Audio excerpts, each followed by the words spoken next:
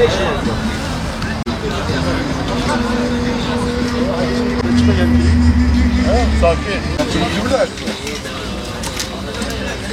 Hoş geldin.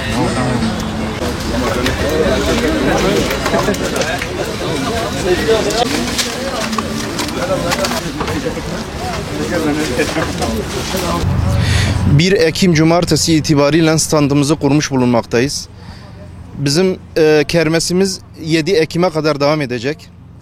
Bizim kermesimizde yemekten giyime, kırtasiyeden gıda ürünlerine, kadın el ürünlerinden ayakkabıya kadar bütün ürünlerimiz mevcuttur.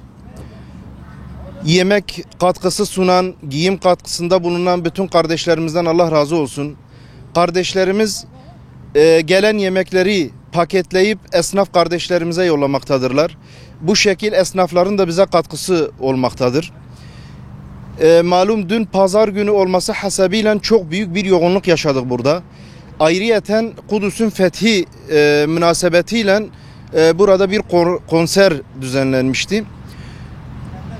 Konsere büyük bir rağbet oldu. Kermesimize büyük bir rağbet oldu. Şu anda havaların sıcak olması hasebiyle biraz durgunluk var.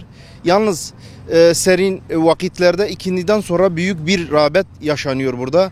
Büyük bir kalabalıklar oluşuyor burada.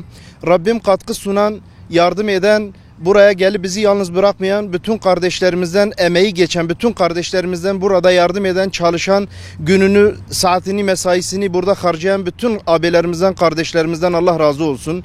Malum buranın geliri fakir fukaraya ve kimsesizler yararına kullanılmaktadır. Bizim her ay zaten fakir ve kimsesizler için düzenli yardımlarımız olmaktadır.